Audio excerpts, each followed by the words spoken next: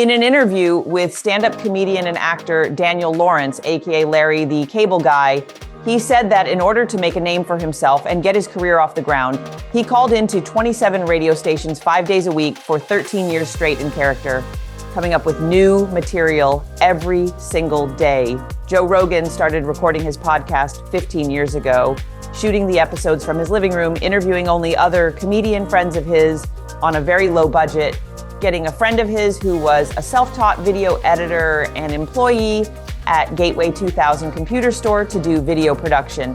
Today, Rogan has produced over 2,000 episodes and says he had no plan or vision for what his podcast would become when he started. He just started it, paid attention to what people liked, what videos got the most traction, and continued to make adjustments to dial it in.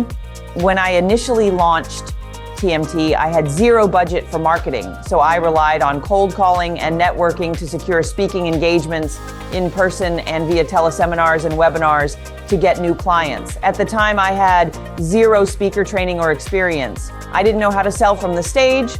I didn't have a professional keynote designed. I didn't know how to present with confidence, so I talked too fast and looked and sounded nervous. I didn't know how to pace my presentation, so I ran over my time and was a general mess on stage.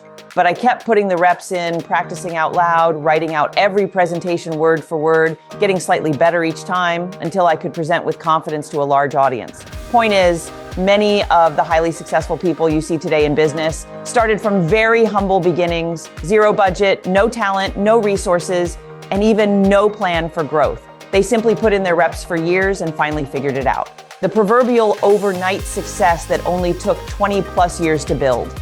If you look at any highly successful person in their prime, they look supremely confident and capable, leading many to think they were born with the skill you see on stage today, that it must be effortless for them to do what they do. Going back to Joe Rogan, many are jealous of his success and indignant that he's making multiple millions of dollars for simply sitting and talking to people. They think it looks easy to do, and therefore he shouldn't make so much money given the simplicity of what he does. They don't get it. He's making it look effortless because of his confidence and capabilities developed from years of putting in the reps. If it was that easy, then why don't they do it and make millions? Exactly. My friend Dan Sullivan has a great framework for getting to confidence. He calls the 4 C's: commitment, courage, capability, and confidence. Simply, most people feel they need confidence to take action on something new and difficult, to do a webinar, to host an event, to start in sales, grow their MSP to $20 million plus. They believe they could never be successful at something because they're measuring their current capabilities against those of someone who's been doing what they want to do for years. The reality is, you start with making a commitment to a goal or mastering a skill, which then requires courage to take action and do it poorly. Embarrassing yourself, screwing it up, and potentially losing money until you've done it enough to develop the knowledge, experience, skill, and capabilities to get it right and produce the results you want. And it's from those earned capabilities that you finally gain confidence. The problem is mustering up the courage to act repeatedly while you're screwing it up and doing it poorly doesn't feel good. You feel overwhelmed and confused as you launch anything new. You get frustrated because you constantly screw up a lot. You don't know what you don't know. You have self-doubts all the time, wondering if you'll ever get it right, questioning if this is the best path to what you want to achieve.